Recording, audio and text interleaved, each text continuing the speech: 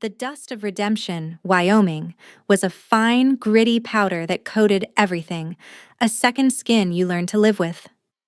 Alara Keene felt it in her throat, on her eyelids, in the folds of her worn calico dress. It was the taste of the end of the line. Her husband Daniel had promised her a valley of green, but he'd found his final rest in the unforgiving dust 300 miles back, leaving her with a solemn promise, a 7-year-old son, and less than $1 in her reticule. Now, the town's name felt like a bitter joke. There was no redemption here, only the hard stares of people who saw another widow, another mouth to feed, another burden on a settlement already struggling to breathe. Her son, Thomas, held her hand, his small fingers a warm anchor in the cold sea of her fear. His eyes, wide and blue like his father's, took in the raw lumber of the storefronts, the deep ruts in the main street, the tired-looking horses hitched to a rail. He did not complain. He had not complained when the last of the bread ran out, nor when the water in the canteen grew warm and stale. He had a quiet strength that shamed her own trembling heart. It was for him she had to find a way. A woman alone was a ghost on the frontier, but a mother was a fighter. She asked at the Mercantile, a place that smelled of coffee beans, leather, and lye soap. The man behind the counter, stout and balding, just shook his head. "Nothing for you, missus. Barely enough work for the folks born here." He did not meet her eyes, instead busying himself with a stack of tinned peaches as if she had already vanished. She asked at the saloon, knowing the shame of it but driven by the hollow ache in Thomas's belly. The barkeep gave her a look that stripped her bare and made her feel dirtier than the trail dust ever could. He offered a different kind of work, one that made her grab Thomas's hand and flee back into the unforgiving sunlight, her cheeks burning. By dusk, desperation was a physical thing, a tightening in her chest that made each breath a labor. They sat on a bench outside the silent blacksmith's shop, sharing the last of their water. It was then she heard the name, spoken between two passing ranch hands. "Blackwood won't like that fence being down, not after the storm." The other man grunted. "Blackwood don't like much of anything since his wife passed." The name was spoken with a mixture of fear and respect. Silas Blackwood. The owner of the sprawling ranch that bordered the town, a man whose land stretched farther than a man could ride in a day.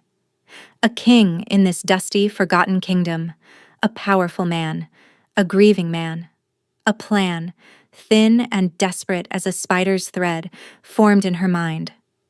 A man with that much land must have work. Any work. Mending, cleaning, scrubbing. She was not afraid of calluses. She had been raised to work.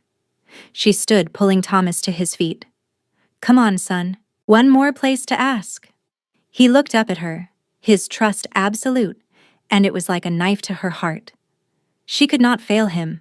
The walk to the Blackwood Ranch was long, the road turning from a town street to a wide, dusty track that wound through endless miles of sage and prairie grass. The sun was setting, painting the sky in brutal strokes of orange and purple. The scale of the place was intimidating. The fences seemed to go on forever, and the brand on the cattle, a stark black B, was a mark of ownership on the land itself. Finally, they saw it. A main house, large and imposing, built of dark timber, with a wide porch that seemed to frown down at the valley. Lights glowed in the windows, but they were not welcoming. They looked like lonely, watchful eyes. She found him not in the grand house, but in the corrals. He was a tall man, broad in the shoulders, dressed in dusty jeans and a plain work shirt, the sleeves rolled up to reveal forearms corded with muscle. He moved with a heavy, deliberate grace, his attention fixed on a young colt he was working with. His face, in the fading light, was all hard angles and shadow, a handsome face made severe by something more than just the sun. It was a face that had forgotten how to smile. This was Silas Blackwood. He was more intimidating than she had imagined. She hesitated at the fence, her courage failing. Thomas, however, slipped his hand from hers and walked right up to the wooden rails, watching the horse. The colt shied, and Silas Blackwood's head snapped up. His eyes, a startlingly pale gray, found Thomas first, and his expression hardened. Then they moved to her, and his gaze was like a physical weight. It was cold, assessing, and utterly devoid of pity. "This is private property," he said.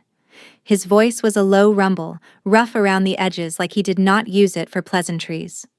Alara stepped forward, her heart hammering against her ribs. She pushed the words past the lump of fear in her throat. "Mr. Blackwood, my name is Alara Keene. This is my son, Thomas." She gestured to the boy, who was still staring at the horse, unafraid. I need work. Any kind of work. I can cook, clean, mend. I can launder. I'm a hard worker and I don't ask for much. Just a place to sleep and enough to feed my son." She hated the pleading tone in her voice, the way it exposed all her vulnerability. She felt herself shrinking under his cold gaze. He looked from her to Thomas and back again. The silence stretched, thick and uncomfortable. He had the power to say no, to send her away, to leave her to whatever fate the frontier had in store for a penniless widow. She saw the refusal forming in his eyes, the hard set of his jaw. He was a man who had built walls around himself, and she was just another stray trying to find a crack. He had no reason to help her. His own grief was a full-time occupation. "There's no work," he said flatly. The words were a physical blow. She felt the last of her hope drain away, leaving a cold, hollow dread. She nodded, unable to speak, and reached for Thomas's hand. She had failed. The shame was a bitter acid in her mouth. She turned to leave, to walk back into the encroaching darkness with nothing. "Wait." The word was sharp, reluctant. She stopped, her back to him, not daring to turn around. She heard the creak of the corral gate, the soft thud of his boots on the dusty ground behind her. "The old line shack by the creek. It's empty. The roof leaks, but it's 4 walls." He paused. "I need the mending done for the hands. And the main house needs a proper cleaning. It hasn't had one in a year." He sounded like he was making a business transaction, his tone clipped and devoid of warmth. It was not kindness. It was a trade. Her labor for a leaky roof. She turned slowly, her eyes stinging with unshed tears of sheer relief. "Thank you, Mr. Blackwood. You won't regret it." He just grunted, his gaze already distant, as if he had already forgotten her.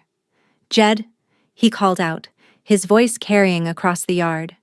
A wiry ranch hand appeared from the direction of the bunkhouse. "Show her the shack. Get her some supplies from the storeroom. She's on the payroll."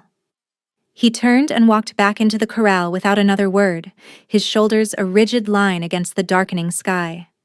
He had given her a chance, but he had made it clear she was nothing to him.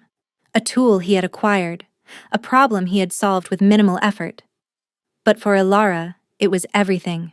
It was a foothold. It was a breath of air when she had been drowning. The line shack was small, neglected, and smelled of dust and mice. But after Jed, his face a mask of resentment, had grudgingly dropped off a sack of flour, some salt pork, and 2 wool blankets, Alara set to work. While Thomas slept, exhausted, on a blanket in the corner, she swept the floor with a makeshift broom of sagebrush. She scrubbed the single grime-caked window until the moonlight could filter through. She found a rusty bucket and fetched water from the creek, the sound of it bubbling over the rocks a peaceful melody in the vast silent night. It was not a home, not yet. But it was safe. It was theirs. And for the first time in weeks, Alara allowed herself a flicker of something that felt dangerously like hope. The days that followed fell into a hard, monotonous rhythm. Alara rose before the sun, her hands quickly becoming chapped and rough from lye soap and hot water. She washed and mended the ranch hand's coarse clothing, her fingers aching as she pushed a needle through heavy denim and canvas. She scrubbed the floors of the main house, a place that felt haunted by the ghost of the woman who had once lived there. It was a beautiful house, filled with dark, heavy furniture and fine things covered in a layer of dust, as if time had stopped a year ago. Silas Blackwood was a phantom in his own home, moving through the rooms without seeing them, his presence a constant, brooding silence. He rarely spoke to her, and when he did, it was to give a clipped order. He never used her name.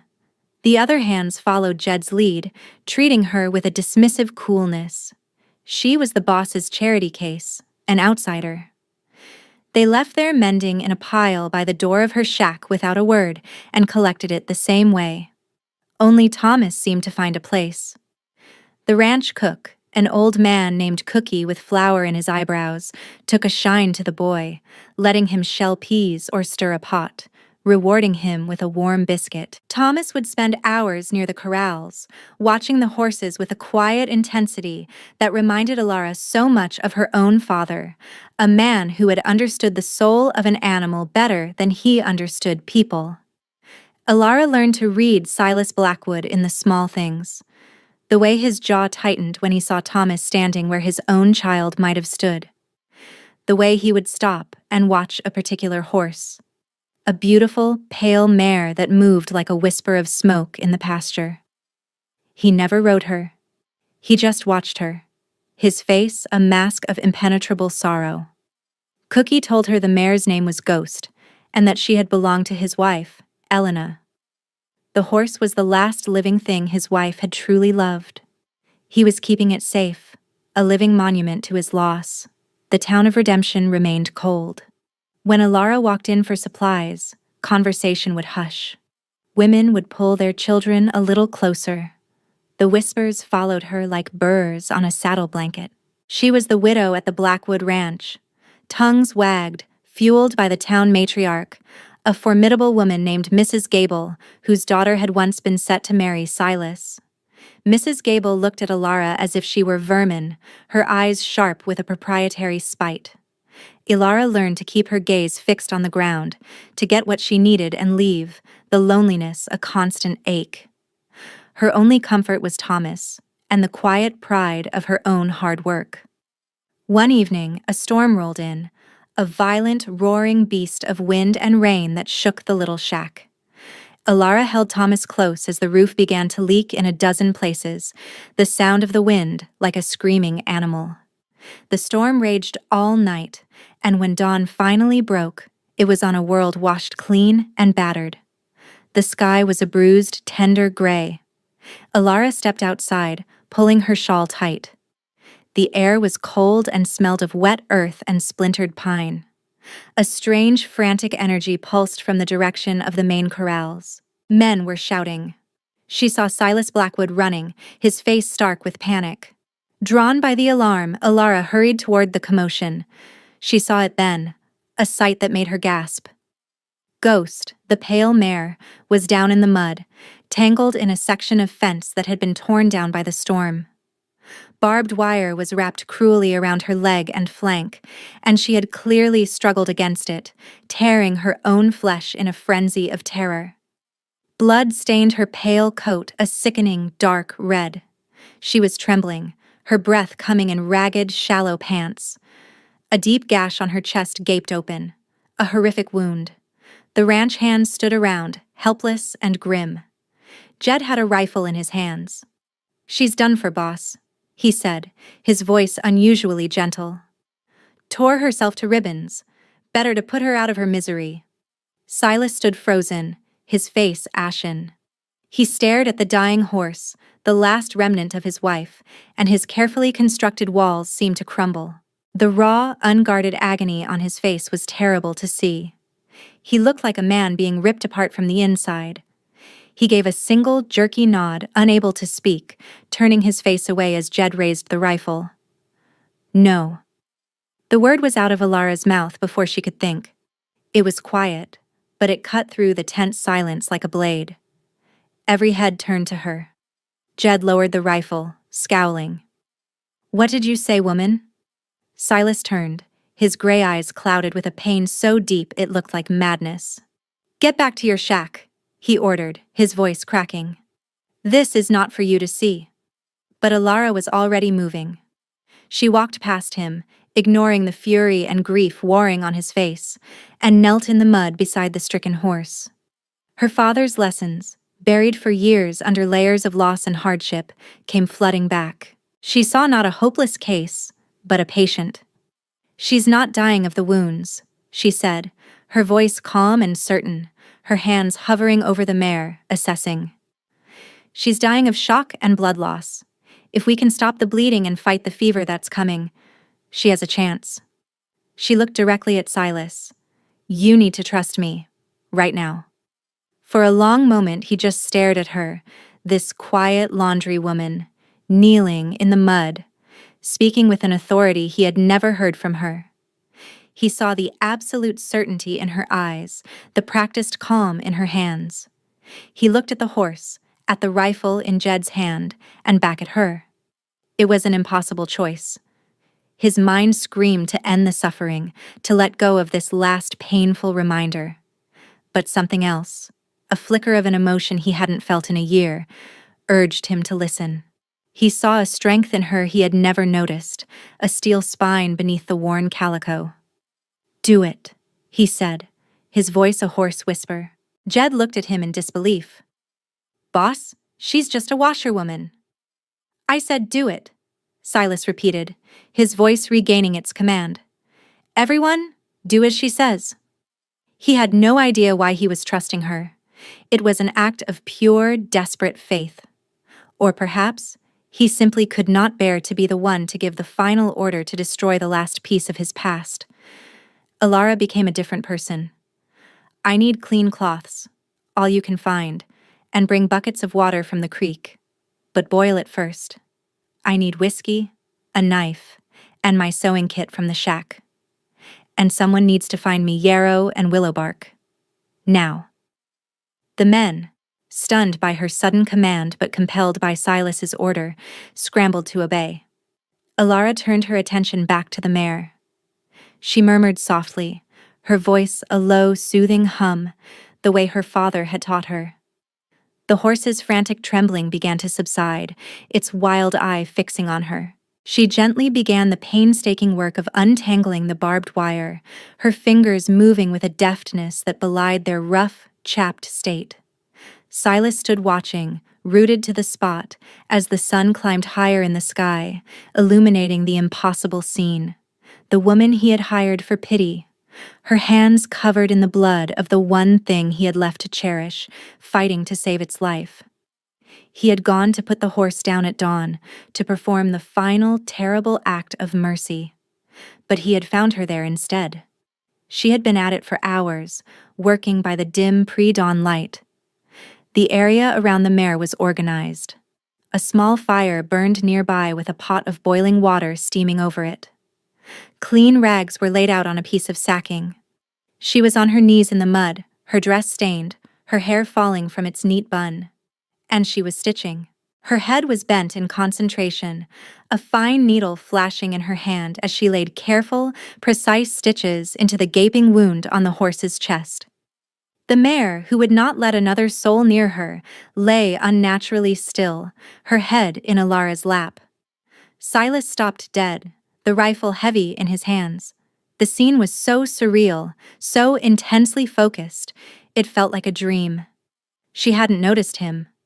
All her being was centered on the task, on the slow, meticulous work of pulling torn flesh back together.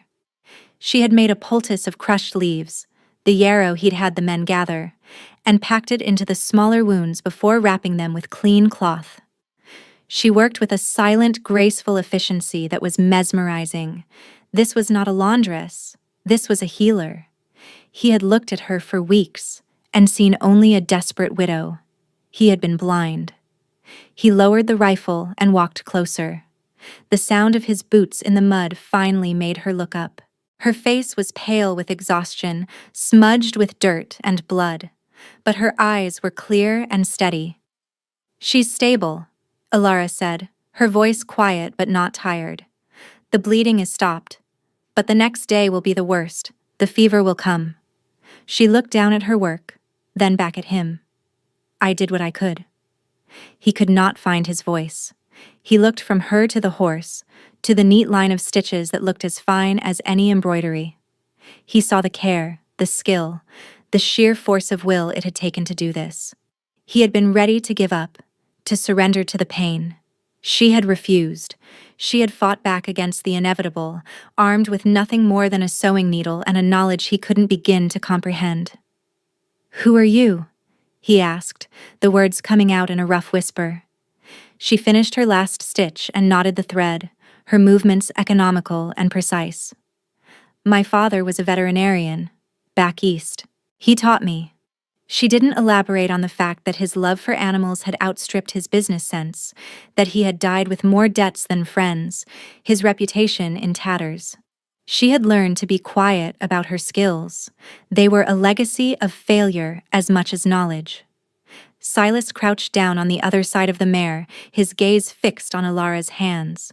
They were red and raw from her usual work, but they had been instruments of a miracle. "I was going to shoot her," he confessed, the admission costing him more than he could say. Alara met his gaze, and for the first time, he saw not fear or supplication in her eyes, but a deep, quiet understanding. "I know," she said softly. "Sometimes it's easier to break something than to face the pain of trying to fix it." The words landed with the force of a physical blow. She wasn't just talking about the horse. From that dawn on, everything changed. Ghost did not die. The fever came, as Alara had predicted, a raging fire that threatened to consume the mare. But Alara fought it. She brewed teas from the willow bark, forcing the bitter liquid down the horse's throat. She sat with the animal for 3 days and nights, bathing her in cool water, murmuring to her, refusing to let her go. Silas found himself drawn to the sick bay, watching her. He would bring her a cup of coffee, a plate of food from Cookie, and she would accept it with a quiet nod, her attention never wavering from her patient. They began to talk, not in long conversations, but in short, spare sentences exchanged in the quiet of the barn. He asked about her father, and she told him stories of the difficult births and strange ailments he had treated. He watched her gentle Thomas, who would come and sit quietly, stroking the mare's nose, and he saw a tenderness that was both beautiful and painful to witness. He started to see Alara, truly see her. He saw the intelligence in her eyes, the resilience in the set of her shoulders, the quiet dignity that she had never lost, even when begging for work. He did something that surprised himself. He went into town and returned with a small package. He left it on the table in her shack when she was with the horse.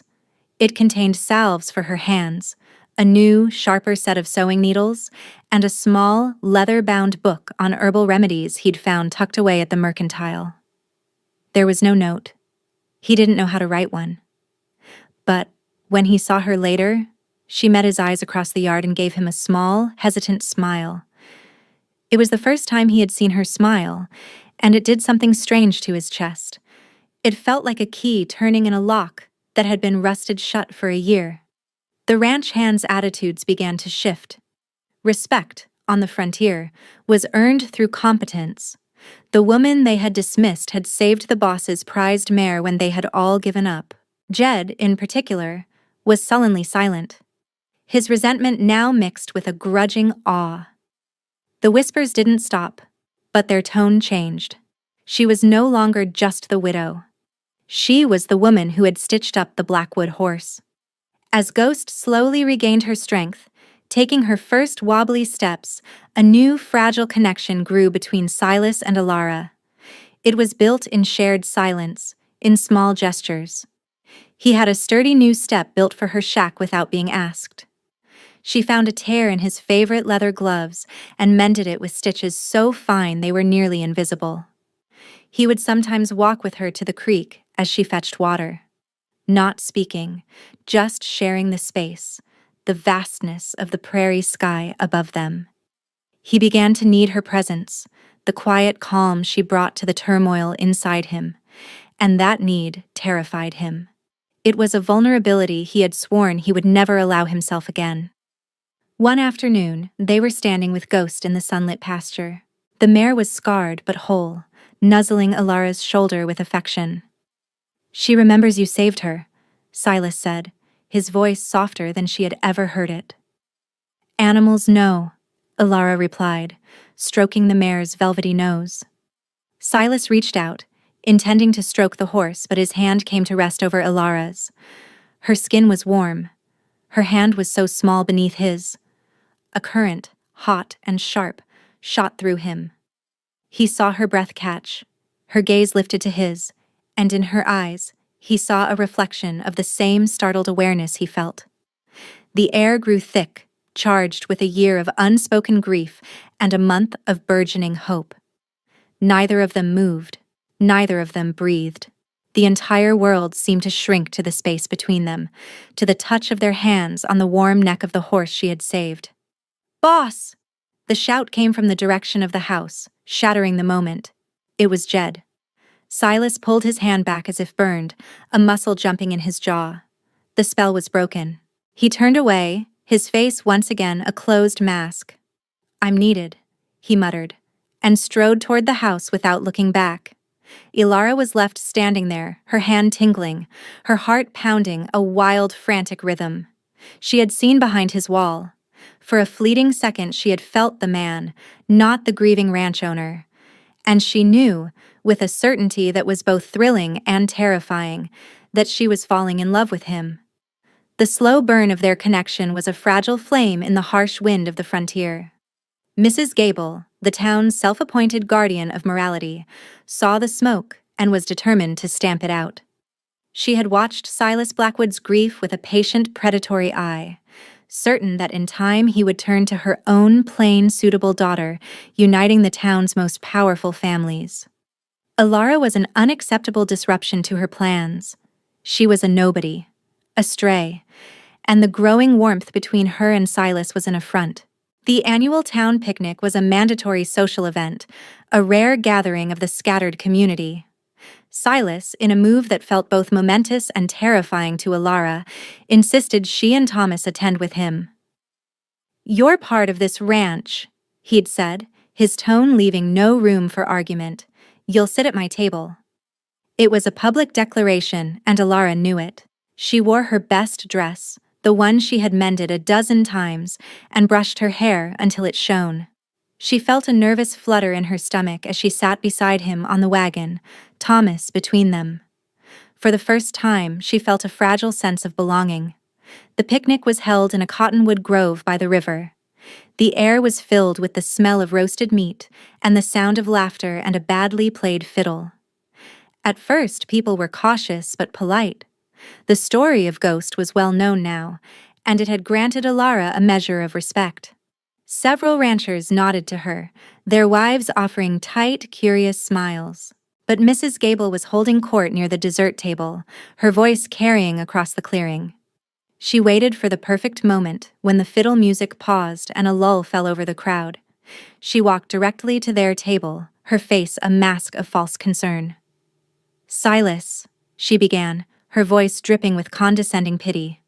"We are all so glad to see you looking better. But you must be careful. A man in your position, so vulnerable after his tragedy." Her eyes flicked to Ilara, dismissing her as one might dismiss a piece of furniture.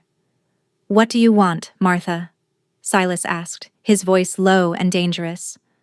"I only want what's best for this town. And for you," she said, her voice rising for all to hear. "And it is not right for you to be taken in by an opportunistic vagrant." She spat the last word. "We know nothing about her. I had my cousin in Cheyenne do some checking. Her father was a disgraced veterinarian, run out of town for gambling debts. She comes from bad blood, Silas. She's preying on your good nature, on your grief. What will people say, seeing you associate with such a person?" The clearing fell silent. Every eye was on them. Ilara felt the blood drain from her face.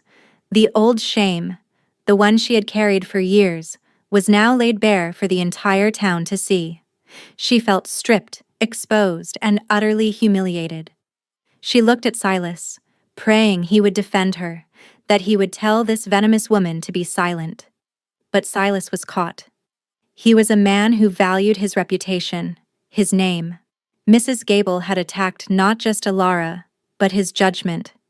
He looked around at the watching faces, at the ranchers whose respect he commanded, at the families who looked to him as a leader.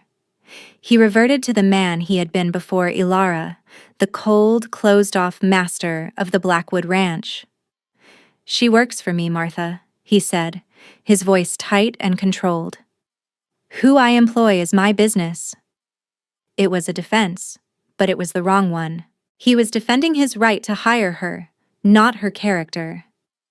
He was defining her as an employee, a piece of property. He was putting a wall back up between them, a wall she had just begun to believe was crumbling. In that moment, in front of the entire town, he had chosen his reputation over her. The hurt was a physical blow, sharper than any insult Mrs. Gable could have hurled. Ilara stood up, her movements stiff. She could not breathe. The faces of the townspeople swam before her eyes, a blur of pity and morbid curiosity. "Excuse me," she whispered, her voice a thread. She took Thomas's hand and walked away from the table, away from the picnic, away from the piercing silence that followed her. She did not look back. She heard Silas call her name. Once, but she did not stop. The fragile sense of belonging had shattered into 1,000 pieces. She was what they all thought she was. An outsider.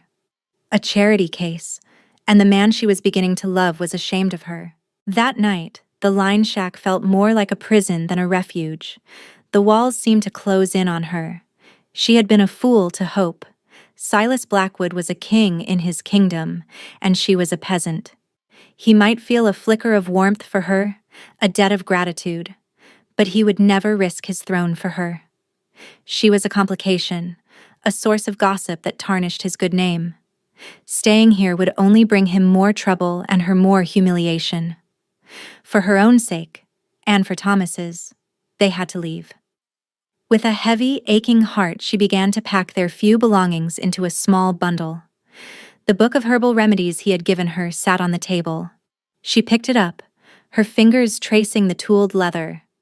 It was the kindest thing anyone had done for her in years. She tucked it into the bundle. It would be all she had of him. She would wait until the last hour before dawn, the hour he had found her stitching his horse, and she would slip away. She would walk east, back toward the settled lands. She didn't know how they would survive, but it was better than staying where they were tolerated but not wanted, where her heart was in danger of breaking completely. As she worked, a tear fell, splashing onto the dusty floorboards, another small lost thing in the vast indifferent darkness of the West. As she was tying the last knot on their bundle, a frantic pounding echoed on her door. It wasn't Silas. It was one of the younger ranch hands, his face pale in the moonlight. "Mrs. Keene, it's the Miller boy. He's burning with fever, and his breathing. It's terrible. His ma sent me. The doctor's miles away in Sheridan, and he wouldn't come for this anyway. They say you have a skill with healing." Ilara's plan to flee vanished. A child was sick. The Millers were poor homesteaders with a small plot bordering Blackwood land, people who had always offered her a shy, kind nod in town. She didn't hesitate.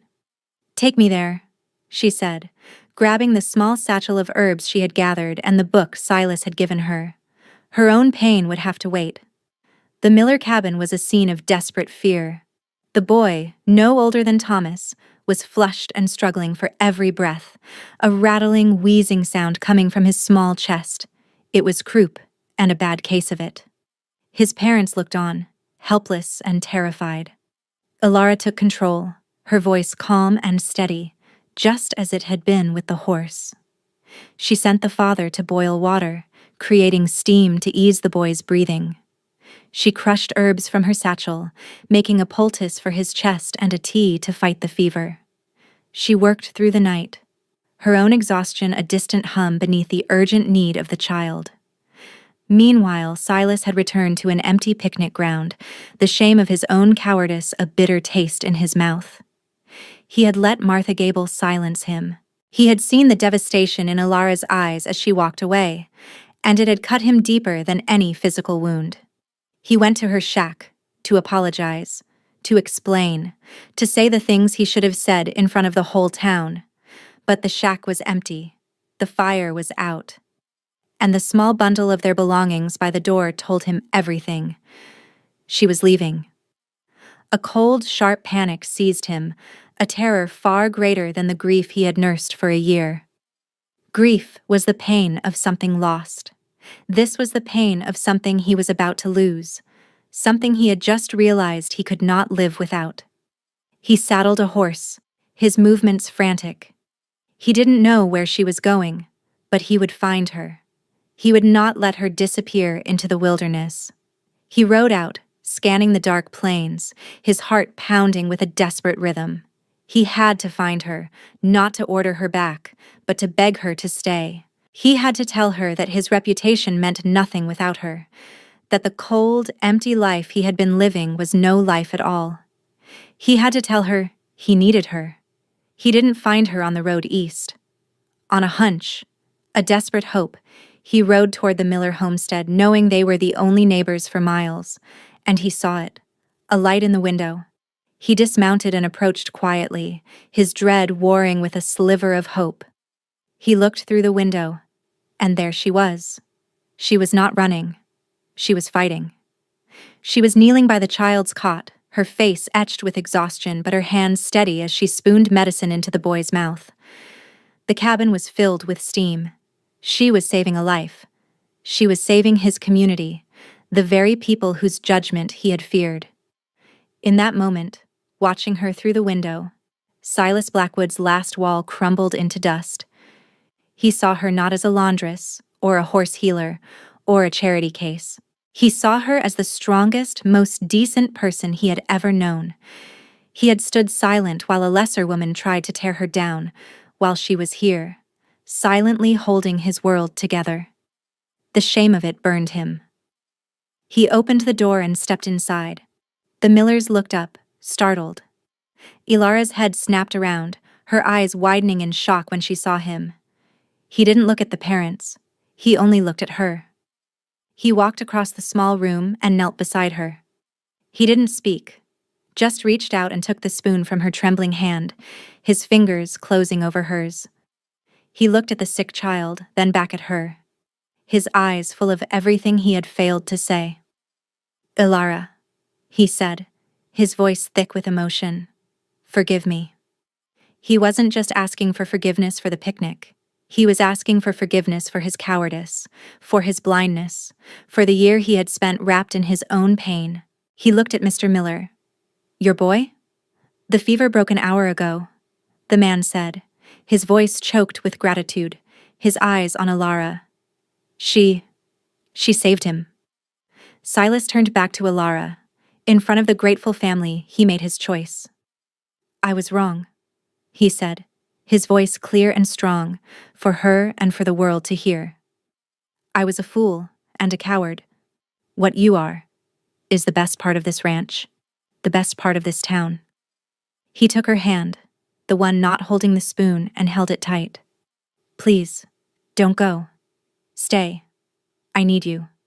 It was not a command, it was a plea. The rescue was mutual. She had saved his horse. She had saved his neighbor's child, and in doing so, she had saved him from the cold prison of his own grief. And he, by finally standing for her, by publicly declaring his need for her, was rescuing her from the loneliness and shame the world had tried to heap upon her. Tears welled in Ilara's eyes, but they were not tears of humiliation or fear. They were tears of relief, of a profound, soul-deep recognition. She had been seen. She was home. She squeezed his hand and gave a single shaky nod. The news of what Ilara had done for the Miller boy, and of how Silas Blackwood had knelt at her side, spread through the territory faster than a prairie fire. The narrative changed overnight. She was no longer the suspect widow. She was a healer, a woman of quiet strength and profound skill. Mrs. Gable's venomous words turned to ash in her mouth. The very people she had tried to turn against Ilara now spoke her name with a newfound respect. When Ilara went into town, the women who had shunned her now nodded, their eyes holding a measure of awe. The balance of the little kingdom had shifted. Competence and character had proven more powerful than gossip and suspicion. Ilara did not move into the main house right away. That was not her way, or his.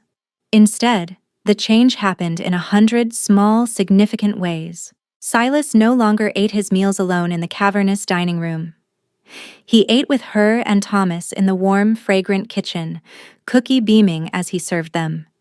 He and Alara worked side by side, he managing the vast operations of the ranch, she overseeing the health of the animals, her advice sought and valued.